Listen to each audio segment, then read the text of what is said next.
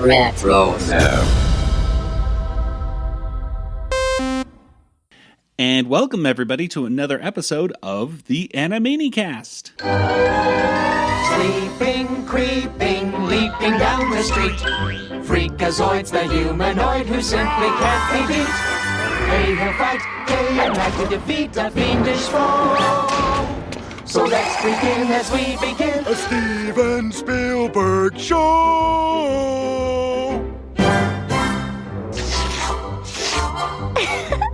Aw, freak.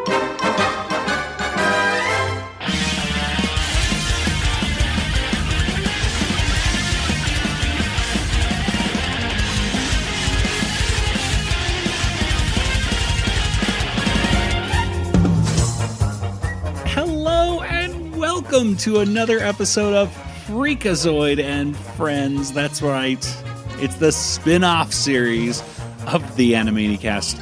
This is the only podcast that lets you freak out about Freakazoid.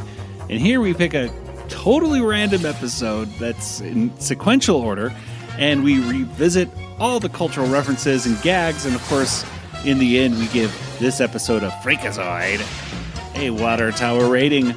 I am Joey, and joining me once again is my brother Nathan. Bonjour, Lobie. That is one happy man. And across the country in Georgia, there's Kelly. Hello. Hello. Well, we have, I would say, an episode of Freakazoid to cover today that is, oh gosh, this is one of the iconic episodes of the show. This is when you kind of point at Freakazoid and what makes it unique. Season 2, episode 1 is one of those shows. This includes the Steven Spielberg show, which is a short little intro, and of course the main segment is Dexter's Date. And if you were to describe this episode of Freakazoid in just a few words, what would you say, Nathan? It's like Mrs. Doubtfire. Oh, kinda, yes. And Kelly, what about you? There was a brief glimpse of Steven Spielberg. That's true. This is very true. Steven Spielberg does make a cartoon appearance in this, which Kelly, I just saw a real life appearance of Steven Spielberg. I did. She went to go see Washington D.C. to go see John Williams in concert at his birthday bash. So we just talked all about that on our Patreon thing, by the way. So if you want to hear about that, well, head on over to patreon.com/Animaniacast for all the details. All the effort I went through just to get there. Oh my God. It was an effort like none other, I should say. Today we have, of course, like I said, Season 2, Episode 1. Nathan, can you please tell us when did this episode of Freakazoid first premiere? Oh, that is a good question. Let me look this up. Okay. No, this episode came out on September 7th. This was a Saturday. It was a 1996, which, as we all know, that was the same day as the Animaniacs episode One Flew Over the Cuckoo Clock. And Cutie and the Beast, Boo Happens at Noel. Both of those episodes came out today. This was the season 4 premiere of Animaniacs, so that was a double showing of that. And then this was one day after the hit movie of Adam Sandler, Bulletproof. We all remember that movie. And the other hit movie starring Whoopi Goldberg, Gerard Depardieu, and Haley Joel Osment, Bogus. That movie? No. We all love that one. And then, like in the music, Macarena was at the top of the Billboard list. This course the it was. 6th week in a row. It went on for like 38 weeks or something. Like ridiculous amount. It really was ridiculous. So that Macarena song, and it's still, people still know the dance moves to the Macarena. And there's even an Animaniacs video. I never did know them. So you never knew the dance moves to the Macarena? Oh my! By gosh. the Bayside Boys mix. We had to. I had to dance the Macarena at Chuck E. Cheese as Chuck E. Cheese. Oh no! Yes, I had to. So most people just did it normally. I had to do it in a hot suit. Yeah. I didn't know you were Chuck E. Cheese. Oh yeah, both Nathan and I both were. Charles Entertainment Cheese, please. Fromage. Charles Entertainment Fromage. Well, yes, you get to learn new things about us every day, folks. So many secrets. Well, anyway, let's go ahead and get into our discussion of today's episode. We're going to start off with a cold open, and I believe it's just called The Steven Spielberg Show. Now, we don't really know who wrote this. It says in our notes, Nathan, written by Tom Ruger, ? I forgot to double check it, but that's what the... Well, I wish I knew ahead of time. I could have just texted Tom and said, "Hey, Tom, is this written by you?" But at any rate, it is a parody of Bob Clampett's Beanie and Cecil cartoon show, which Beanie and Cecil we've talked about before in previous episodes of Animaniacs. Of course, Puppet Rulers had a bunch of, that was Meanie and Treacle, but this is a parody of the Beanie and Cecil, I believe, cartoon show. There was, of course, it started off as real puppets, but then in the 60s it was they were cartoons. I'm familiar with the Beanie and Cecil cartoon because my dad, just like today where kids are shown Animaniacs from their parents, our dad liked to show Bullwinkle, Rocky and Bullwinkle to us, and we would actually go to the Blockbuster close to us, and we would rent a copy of Beanie and Cecil on VHS, and I actually watched it a few times. And so when I saw this in 1996, I got the reference right away. So I didn't need the internet for this one. Anyway, it sounds a lot like the original Beanie and Cecil song. So let's play some of the Beanie and Cecil song right now. Join us for fun with Beanie and... Lovable, gullible, harmless, 10 foot tall and wet. Cecil the seasick sea serpent created by Bob Clampett. So come on, kids, let's flip our lids. Higher than the moon, 'cause I'll be Beanie and Cecil in a whole half moon. Bob Clampett cartoon.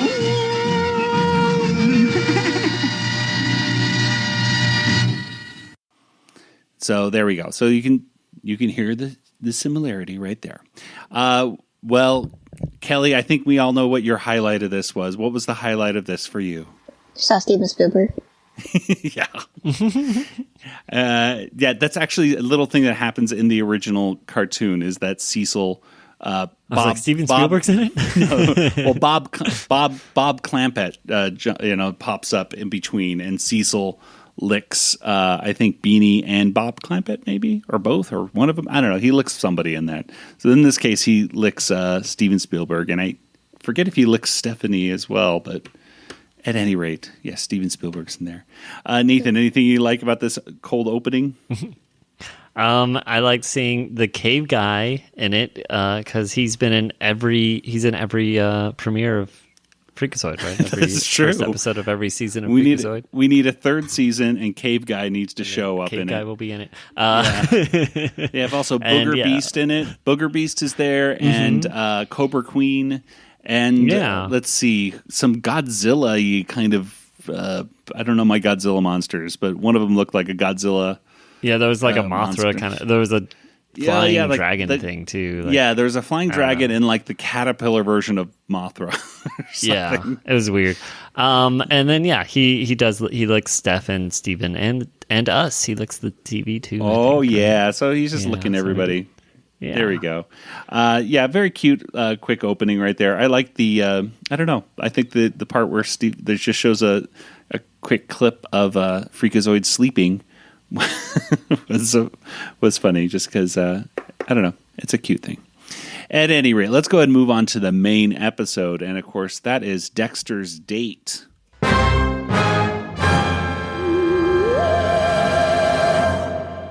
And Dexter's Date was written by Paul Rugg and Alan Burnett, and it was directed by Jack Heater.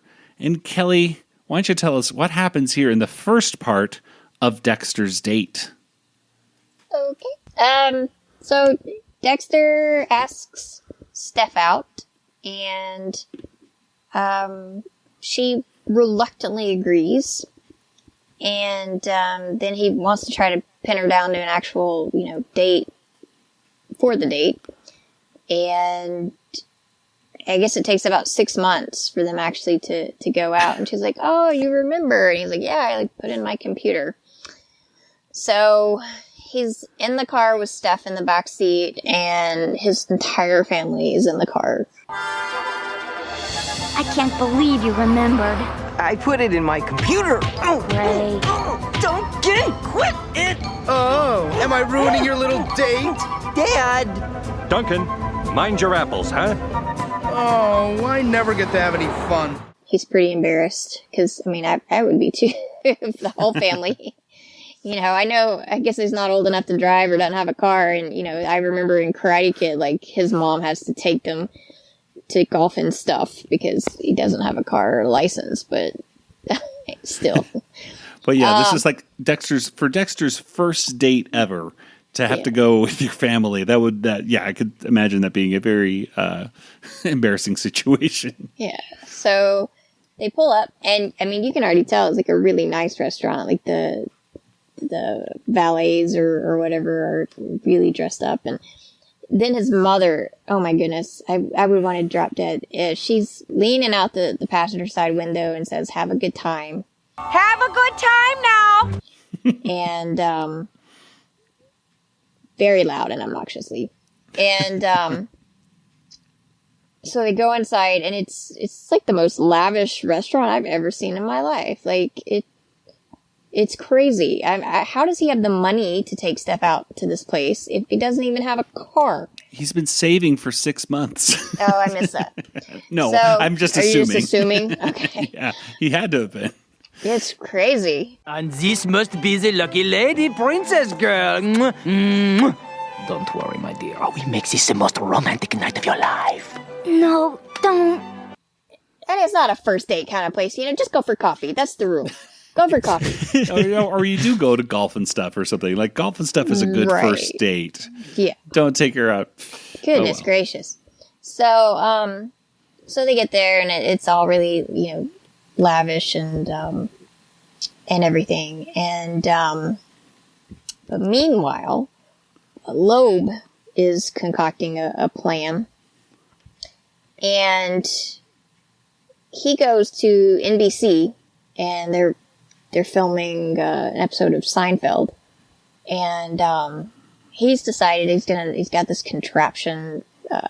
He's gonna record everything that ever existed on TV, and he won't ever have to set his VCR again. And because back in the old days, people, that's what we had to do. We had to put in a cassette and record things because there was no DVR or TiVo or anything like that, and we could only record one thing at a time. So, families fought. Yeah. So, I remember crazy. My mom had, she had Days of Our Lives set up in her room to record Days of Our Lives. Every day at 1 o'clock. Yep. Yeah, or 2 here, yes. But yeah, every day. And if you, oh my gosh, if you turn that VCR off, or if someone came in and messed around with it or changed the channel, oh man, she had to find out what happened with Bo and Hope. Bo and Hope, they were the super couple, man. And Cruise of Destiny, goodness gracious. So, yeah, I recorded Days of Our Lives every day, and, if the power went out or something, I was screwed, and I'd come home from school, I'm like, and it got ugly. That was back in the day where now, if you miss an episode, okay, well, I'll just catch it on whatever streamer, on the internet. But, just even 10, 15 years ago, I remember if there was something that delayed Days of Our Lives, they would often have special re-showings of it, late at night or something like that. They would tell people, on the news, on the local news, okay, if you missed Days of Our Lives today, tune in at 11 p.m. Never had reruns. No. So, if you didn't see it in that 24-hour period, if they re-showed it, and even now, you still can't go back and find episodes of Days of Our Lives like legitimately. I think you can find clips and stuff on YouTube, but like if you want to go back and watch an entire season, I mean, just you can't. Yeah, I'd love to watch some of the old Days of Our Lives from the 90s or, something like that, because it's some of it was pretty good stuff. I miss Stefano. Oh, man. When Carly got buried alive, that was great. So, anyway. Got way off topic. It's what we do. So anyway, so Loeb is like, trying to record everything, and I guess he's trying to work on the last season of Bonanza or something. Yes. All that's left is to steal the last season of Bonanza, the ones featuring David Canary as Candy. Hello? Loeb? Is this the right room? Freakazoid, look what you've done. Sorry, I'm in a hurry. There's a door not 10 feet away, a fine invention. You should try it. How did he find out about it while he was on the date? Was it on the news? It was, yes. It was on the guy, the guy broke free and was able to record it live. He was recording himself. Yes, that's right. His that's tibia. Right. Okay. Yeah, that's what I get for like watching 2 episodes in one night because I get getting all confused. So that's right. We should make sure that people know. Kelly accidentally, because of the way that Tubi is set up, rewatched at least the majority of season 1, episode 1 of Freakazoid all over again. Before I realized I'd seen it. Realizing, wait a minute, he's doing low bridge everybody down. Wait, I've seen this before. That's exactly when I realized. I'm like, I've seen this before. So anyway, so then Freakazoid decides, well, he needs to go do something about it. So he goes and freaks out in the bathroom. But then he runs into Cosgrove and he asks him if he wants to go for a mint. And I'm so confused, like a mint, like a breath mint, but then I think they're talking about like a mint ice cream, maybe. This is where you're getting the 2 episodes, I think, mixed up. It's basically the same joke. No, he's asking him in this episode. He's asking him if he wants to go get some frozen yogurt. Yeah, frozen yogurt. My bad. That's what he wants this time. I am mixing up the 2 episodes. I'm still confused by the mint, though. Oh, hi, Cosgrove. The Loeb's inside, all packed up and ready to go. Once we're done here, you want to get a fat-free yogurt? I can't. I gotta get back to my date. Next time. Yes, exactly. Years later. Okay. So he freaked out in the bathroom, and then he goes to the TV station. He gets zapped by like the zapper thing that Loeb made. What do they do next? Well, he sees Cosgrove outside, and then that's when so he gets zapped, goes outside to Cosgrove, and then goes to zoom away, which takes him like a minute to actually get traction or something. Yeah.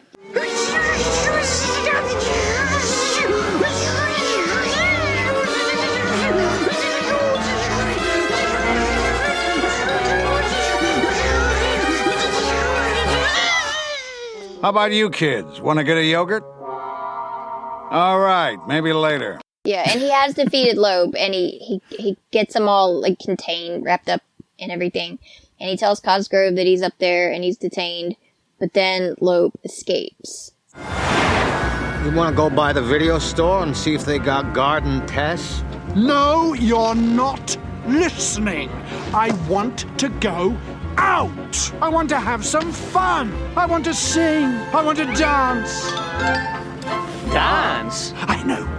The Washington Gardens. We haven't been there in ages. Whoa! The Washington Gardens? Oh, but boss, that joint is crawling with people. You're a wanted criminal. I don't care. Call Francois. Tell him Loeb's coming back. Then they go to, commercial, which is basically like, I'm off to go to the restaurant. And which restaurant is he going to go to? Well, of course, the same restaurant that Dexter is at with his date. Off to commercial. I'll return after these messages. Hey, put that remote down. Put it down. It's time to take a break and talk about some Patreon news. We have a new patron level that's available to all patrons across the globe, and this is your chance to get a signed Animaniacs or Tiny Toons trading card out of Wacko's magical Gaggy Bag. But you always has your Gaggy Bag. Where is it? Give me me your ganky bag. That's right. We just opened up a new tier for $15 over at patreon.com/Animaniacast. And for that tier, you'll get hours of bonus audio and video from our show, over 55 episode commentaries from Tom Ruger and writers and directors of Animaniacs, such as Paul Rugg, John P. McCann, Peter Hastings, and Lenore Robinson, as well as getting an original Animaniacs decal. But now you can also get a randomly selected Animaniacs or Tiny Toons trading card signed by show creator Tom Ruger. That's right, if you like blind packaged figure collecting, you're going to love this. Each month, you'll get to select one of 4 envelopes, and each envelope contains a card featuring the Warners, Pinky and the Brain, an Animaniacs side character, and a Tiny Toons trading card. You'll select one envelope and then get to keep whatever is inside. Of course, if you're interested in controlling your selection and picking exactly the cards you want, you can do that as well in our $20 patron level. The month of July also has a special incentive for patrons who contribute at least $10. Each patron over $10 will be getting a keychain featuring Dot Warner, and it really is super cute. So, if you love our show and you want to get a bunch of bonus audio, content, collectibles, then head on over to patreon.com/Animaniacast today.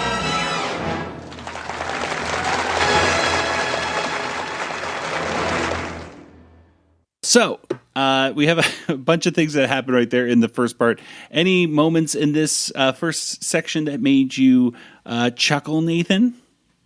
I like the mom saying, "Have a good time now." Have a good time now. Yes, she's very funny. Yeah.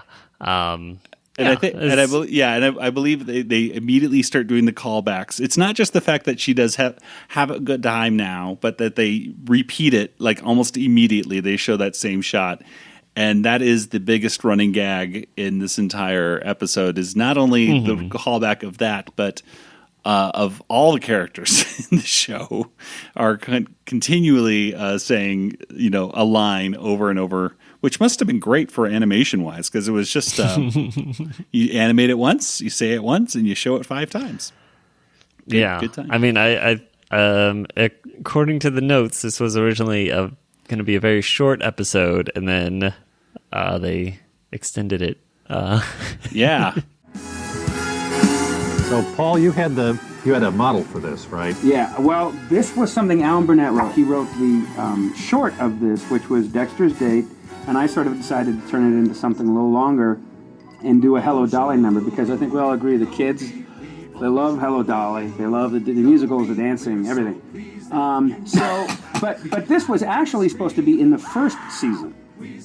But the actual Lobie musical number was first boarded, and it didn't really have what we had wanted to be in the in Hello Dolly. It didn't have the parody. The whole thing was a direct parody of that sequence from Hello Dolly, and the board didn't have any of that. Right. It didn't have any relation to it, so it needed to be totally restructured so that you would get the joke. I could see this being a really short one. I could see how they could do it. cut out some songs and, yeah. Well, we'll get into the main thrust of the entire episode in just a moment. But Kelly, I guess I should talk about the stuff. I mean, I liked. There's a lot of things in this first thing that I appreciated. But I remember seeing Seinfeld being parodied when we initially watched this episode, and laughing a lot because we used to watch Seinfeld, and it was so cool. Newman. It's like it was just one of those things where you're like, hey. I'm kind of seen. It's kind of like I know that show. Come on, Kramer, give me the donut. Never. The key to the whole show is Newman. But yes, that was cool. I don't know, Kelly. Anything else in here that you saw that you thought was humorous? Not that I can think of. All right. I will say one more thing. They did do a cultural reference to guarding Tess at one point, which is a movie with, I believe I saw it once in the 90s with Nicolas Cage and Shirley MacLaine. And I remember it being a funny movie. And there you go. At any rate, let's go and move on to I guess we call it, technically it's the second and third part, but we're just going to call it the second half of the show. Nathan, what happens next in Dexter's date? Oh, so much. Freakazoid, he's trying to change back into Dexter, trying to freak in. The stall is busy. Not yet! Ooh, sorry. And even when he tries to freak in, he turns into Oprah. Zoids! I look like Oprah Winfrey! He turns into Gilligan, or the skipper from Gilligan's Island. Alan Hale. Skipper Alan Hale? What? Oh no! Goodbye, little buddies! Judge Ito from the O.J. Simpson trial. So he's turning into these people, and every now and then he'll become Dexter. It's very exciting. He's like so excited. He's like kissing the mirror. Oh, it's me! I'm back! Oh, am I glad to see you? You have been in here practicing. And of course, Steph's out there wondering where Dexter is. She asked the waiter, can you go get Dexter to see if he's still going to the bathroom? Because it's been a couple hours or something. I don't know. Hey, what are you doing? The girl, she thinks you don't like her. Come. And meanwhile, Loeb is deciding to enter in the same restaurant as Dexter and Steph. And, he is beloved at this restaurant. Everyone loves him. They have a whole song saying Bonjour, Loeby. Bonjour, Loeby, oui, bonjour. Loeby, we're so pleased that you've come back. We have to scream, ah! We see your veins, Loeby, and your brains. Loeby, undulating, calculating, formulating schemes, let's blow. Possibly a reference to Beauty and the Beast or something. I don't know if or Hello, Dolly. Hello, Dolly. I guess that makes sense. Yeah, I mean, Bonjour though is a whole Beauty and the Beast thing, and that had come out already. So, well, the whole thing is very much a shot. It's supposed to be, I believe, a lot of shots are almost identical. To, in fact, they might be copied exactly from Hello, Dolly. I'm not exactly sure because I never watched Hello, Dolly, and I did not take the time to watch nor will I ever. I watched like 5 seconds of it or so, on the Oscars or something. And they'll show and there's Barbara Streisand. She's been in movies, and they'll show her in Hello, Dolly, and then moving on to something else. So yeah, I know. I got the reference as a kid, but never really watched the thing. Anyway. Yeah, this is an epic song. This song takes it's 4.5 minutes or so, which is it's about a quarter. When you look at that mathematically, this is about a quarter, 25% of this episode is this song. This song.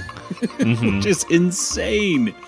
And it's this is a kid show. This is a kid show, and they're just tossing it all out the window, and we're not even gonna do we get the point. In today, I think in cartoons today, how long would you do this cartoon? A minute and a half, maybe 2. I don't know. I think Family Guy did Shapoopy, the whole thing of that when they. That is true. The Shapoopy. Of course, I haven't watched Family Guy in 5 years or something like that, so I don't know what they're still doing these days. But yes, it's not. This is where I think. But like you were saying, Family Guy will do it, but at the time, nobody would do this kind of stuff. That's why Freakazoid and Family Guy, really that was 10 years later. Yeah, exactly. Freakazoid was really ahead of its time when it came to this type of humor, where it's this is obscure and this is stuff that we as the writers love, but and the kids are probably may not like this at all, but we don't care. We're doing it and we're going all in, and they did. They certainly did. So they do this whole song and dance. Whole song. And then Freakazoid finally goes up to Loeb's table, and he's like, hey, Loeb, I don't know, that whole zappy thing, I can't change back into myself, and I have this date I'm trying to do. I can't. So like, but Loeb's upset because the Freakazoid wouldn't, fight him at when he was trying to take over the news station. Ah, yes, that would be a consequence. It's easily rectified, however. It is? How? Before I tell you, you have to do something for me. What? We have some unfinished business from earlier this evening. I want you to chase me. You gotta be kidding me. All right, never mind. Enjoy your date. All right, a little chase. Then you help me. Splendid. Should I start or do you want to? You go ahead. Ah! You'll never get me, Freakazoid! Yes, I will! Whee! And so they have a big epic chase because that's all Loeb wants. He just wants a little attention. He just wants to feel like he is worthy of being chased, because, it feels pretty bad if you're just beaten immediately. So yeah, there's a whole chase around the thing, get on these vehicles. It's fun because Loeb's saying like we a lot of it. And you'll never get me, Freakazoid. He's so happy to be chased by Freakazoid, and Freakazoid's going to catch him, but they have to go all over the tables and everything. Finally, he does get caught, and he tells Freakazoid the solution is he must have some water with salt in it, I think is the... Yep. Like, if you had a sore throat, that's kind of what you would do. Is gargle some salt water. But that's all he needs to do. So Freakazoid turns back into Dexter. My hands! My shoes! My little outie belly button! Hello, little belly button! He has to go apologize to Steph, but Steph is so happy she had a great time because there was a whole chase that happened and a whole musical number that had happened. All these great things that had happened on the date. And she even gives him a little kiss on the cheek. Did you see the Loeb's musical number? It was fantastic! And then he and Freakazoid did this whole routine! I've never seen anything like it! Well, so you've had a good time? Well, yeah. Mwah. And then Dexter's mom says, Have a good time now! I mean, she gave him a kiss on the cheek, even though she had not seen Dexter the entire date. But she had such a good time without him. I know, it was such a good date. This was such a great date, the date that you were not here for. But yeah, it was a dinner theater show. I mean, I think the whole restaurant is set up like for these kinds of things. Because you notice like it's a big ballroom and they have tables that are sitting like around the whole perimeter. But it's the amount of space that is used in this restaurant. It's a huge restaurant. But I think they just they haven't had Loebby in for so many years to do these things where they're swinging on chandeliers. Well, maybe he comes. Yeah, Loebby may come in regularly. I don't know. He seems pretty. Well, for many years he hasn't come in, so it's like it was a big deal. It was a big deal. These waiters really wanted him to come in for a very long time, which is like he's a criminal. But of course, this is one of the things I love about Freakazoid is the fact that the Loeb. It's like these two are a married couple, oh, you never do anything with me anymore, all this kind of stuff that is so cute between Freakazoid and the Loeb. But good stuff. We mentioned obviously like the list of celebrities that is shown at the this Washington Gardens. We had Barbra Streisand came in with Dexter's. It was like right in front of Dexter's minivan. Barbra Streisand was getting out. But as we mentioned, Oprah Winfrey, David Letterman, Michael Jackson, Barney, Alan Hale, Judge Ito, and a Bette Midler kind of Gypsy Rose caricature is shown in there as well. And I don't know, I might have missed one or two. But there's a lot of stuff going on. But Kelly, what do you think when you saw? Oh yeah, and of course there's a weird reference to the PBS telethon where they're tap dancing and they start showing pledges that are coming in across the bottom of the screen with a very funny names from different people. So I saw one of them I know from Animaniacs. Oh, that's right. Yakko donated $1, right? $1. Good old Yakko's in there for $1. Yeah, it's like nice reference. Anyway, yeah. But it was definitely unique. But Kelly, I gotta know, as someone who never watched Freakazoid on the initial run, Nathan and I, obviously having seen this episode 20-something years ago, I remember this episode fondly, but you just saw it literally just an hour or two ago for the first time. What did you think about this segment? It's all right.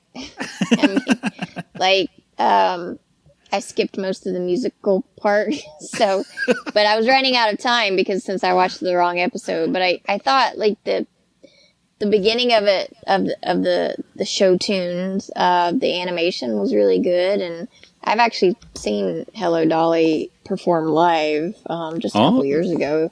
It was part of a season package or something at our Fox Theater, and so I thought they did a pretty good job with that. I just was like, I'm not gonna sit here for the whole thing because I got to be on the podcast in like 5 minutes because I watched the wrong episode. So. Well, this is Sorry. late breaking. This is like, you want to know about initial thoughts. This is initial thoughts, ladies and gentlemen. And no, I'm not holding back. Yeah. But I did forget one reference right there. Speaking of the Hello Dolly song, though, Freakazoid does, when he's going into the different celebrities, does turn into Louis Armstrong, who, of course, was featured in the movie. I thought it was a kind of a cool gag, though, when he's going between all these different celebrities, having being zapped by that electrical cord at the television studio. It kind of made sense that he was going into different celebrities. It wasn't just random stuff like that. But it just shows you, kids, don't pull the cord. Don't pull the cord like that because you will get zapped. Yeah. Well, I don't know, Nathan. Is there any other things in this second part of the Dexter State that you really liked?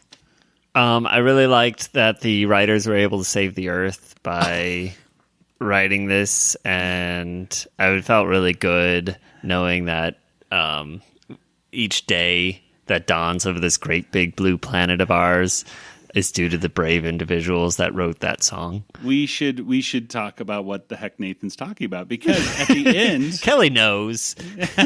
She read it during the credits. Of course, there's a back since Tiny Toons, you'll see these little gag credits and stuff. But today's gag credit was really, I think, the longest we've ever seen. I think so long. I think there might be at least one longer one, at least more than one slide, at least in one episode of Freakazoid. So this may not be the longest one, but this is it's a long one, though. Yeah. It's long. It says, one time a spaceship full of aliens came down and kidnapped our writing staff.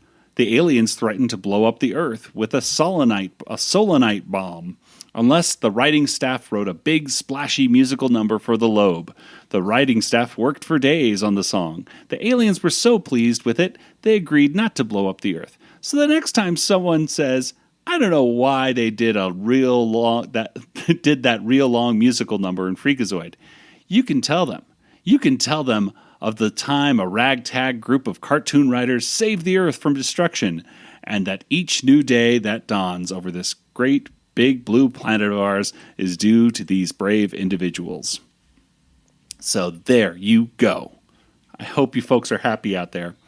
But this episode does make me very happy. It is, I don't know, I don't think it's necessarily the best episode of Freakazoid, but it makes, like I said, it's iconic. It's very unique for me. And even like I think there's a bunch of improv moments in this one as well. Like Rob Paulson as the maitre d', like looking down at this kind of like the reservation booklet, and it's all written in Latin. It's like, which is, I think usually like that's, I think, done in cartoons just because the background, Well, it takes more to animate letters. Yeah. Exactly. So they just do like chicken scratch and lines. Yeah, just chicken scratch and lines. So he's just like, oh, why is this thing all in Latin? And it was like, that's funny because it's calling attention to the fact that this is just done cheaply or just, you know what I mean. You have a reservation? Douglas. Dexter Douglas. Oh, who put all this in Latin? Ah, yes, your mommy makes a reservation. It was good stuff. And of course, like just the callbacks of the waiter going, "Oh, so nice." Oh, that's so nice. And that is one happy man. That is one happy man. With the medulla. I think only one of the henchmen had a name. I'm guessing the other one is oblongata. I'm guessing. Yeah, it is exactly. It that. is. Yeah. Does he ever say his medulla name? oblongata. No, it's just they're credited as that though. Okay, good. All right. Medulla and oblongata. There we go. Excellent. Well, I think it's time to get to our water tower rating.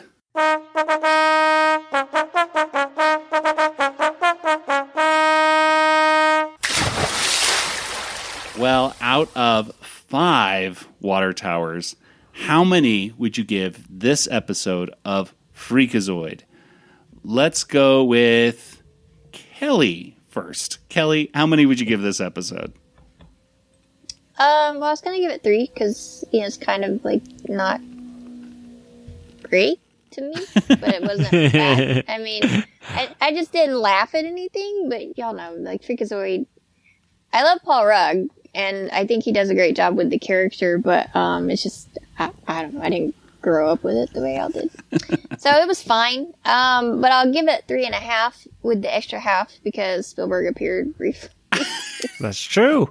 There you go. So that'll bring it up a little bit. All right, Nathan, what do you think?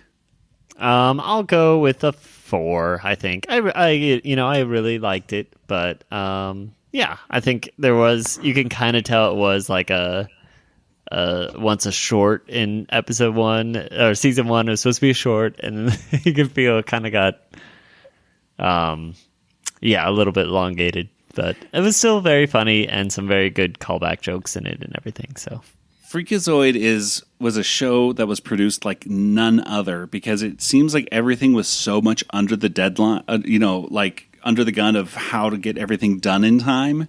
And John P. McCann is back on Twitter right now and has been posting a lot of notes that he has saved over the years from him in the development of Freakazoid. And a lot of things were just kind of like, you could tell like they were trying to come up with like, what are we doing in this episode? What are we doing? And for them to say like, let's just put the whole Hello Dolly thing in there is admirable. They had to delay the episode release because the animators weren't getting the Hello Dolly framing right. Oh, so gosh. It just shows you. So yeah, but it also means like they weren't that rushed in getting it out, which is nice. They took the time to make sure the storyboards actually had the Hello Dolly parody down. So yeah, that's nice. Well, I'm gonna give this one a 4.5. And that is just because of its iconic nature, and it has a lot of things in Freakazoid that even though this is not, I think, my favorite episode of Freakazoid, like I said, it's one of the standout ones for me.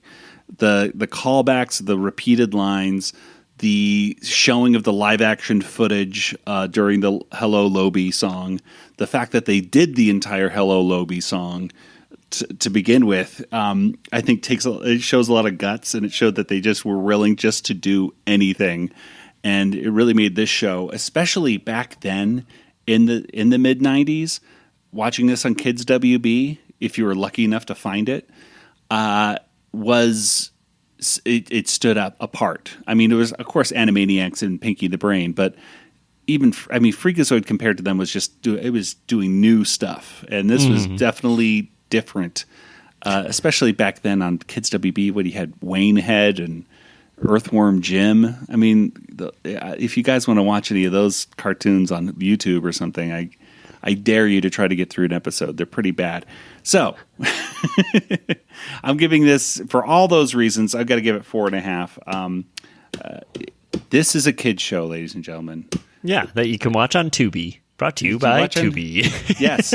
Oh, and if you're lucky enough to have the DVD of this episode on season 2 DVD, you can hear Richard Stone do those temp tracks.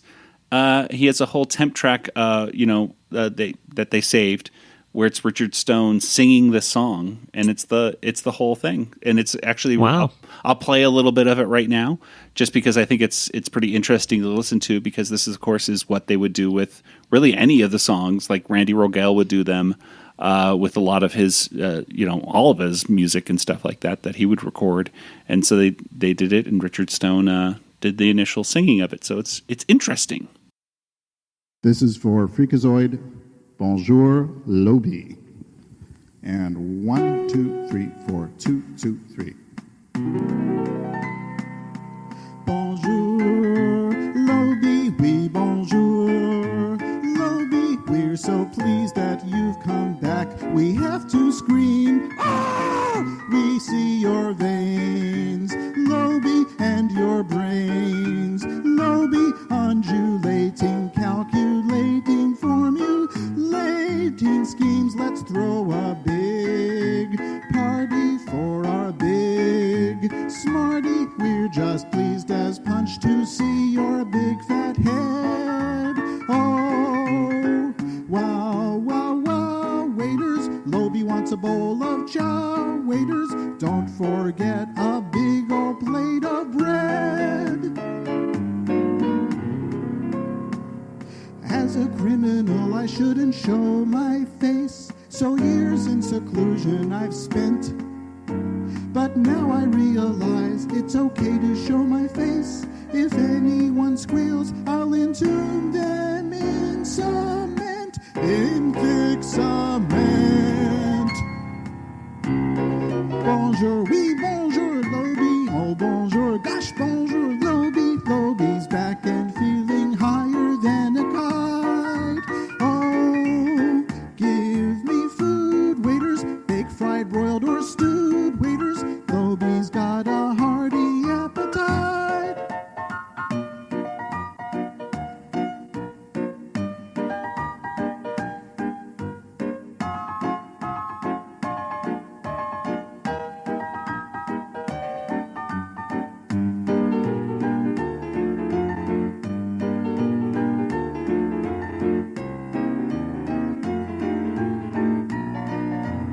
Oh, hey, bonjour. Lobby, how you doing? Just fine. Lobby, I'm so pleased that you've come back.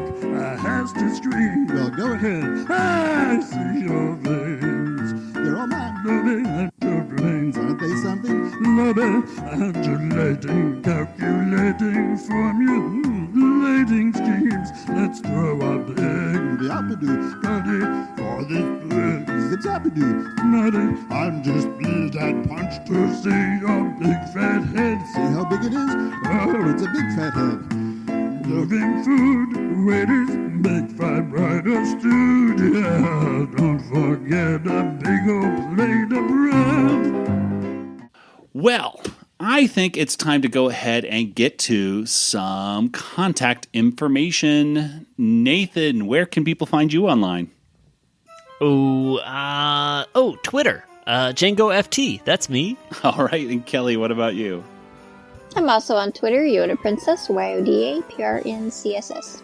All right. And as for the Animanicast, we're on Twitter and Facebook and Instagram. And of course, you can check out our Retro Zap archives by going to Animanicast.com. That'll take you over to Retro Zap, where you can see all of our previous episodes, and you can go to a bunch of other things on Retro Zap as well. Check out amazing articles written by Jovial J. Shepard, and a lot of other fantastic podcasts as well, including Dorklair, and of course Enjoy stuff. If you're looking for a podcast that is not negative, you got to listen to Enjoy stuff. And of course, there's podcast Stardust, which is a fantastic Star Wars podcast that releases new episodes all the time. So Retro Zap is the place to be. And as for us, if you want to go to Apple Podcasts, go ahead and follow us on there. Interact with the show in any way you want. I just found out today on one of my little podcasts. I listen to podcasts about podcasts, and they told me that the number one way to make sure people know about your podcast is to have your listeners, number one, follow you on Apple Podcasts, and also interact with us on there. like us on there or whatever. Share us. Comment. Comment. Ratings and reviews apparently don't do that much. That's not important. That's not that important apparently. But still do it. Still do it. It's always fun to read those stuff. But number one, of course, sharing our podcast with your friends, like-minded individuals. That's the way to make sure that our podcast grows. And if you'd like to support our podcast, head on over to patreon.com/Animaniacast. You can get lots and lots of bonus audio and, of course, Creator's Commentary series with the creator of Animaniacs, Tom Ruger. In fact, we also have Paul Rugg and John P. McCann, who special guests on there as well for some commentaries. So it's a lot of fun and a lot of special features and incentives over there. So patreon.com/Animaniacast is the place to go for all that. So, with all that out of the way, for Nathan and Kelly, this is Joey saying good night, everybody. Good night, everybody. Good night, everybody. This podcast is not endorsed by Warner Brothers or Amblin Entertainment and is intended for entertainment and information purposes only. Animaniacs, Tiny Toon Adventures, Freakazoid, the Warner Brothers logo, all names, pictures, and sounds are registered trademarks and/or copyrights of their respective trademark and copyright holders. All original content of this podcast is the intellectual property of the Animanicast unless otherwise indicated.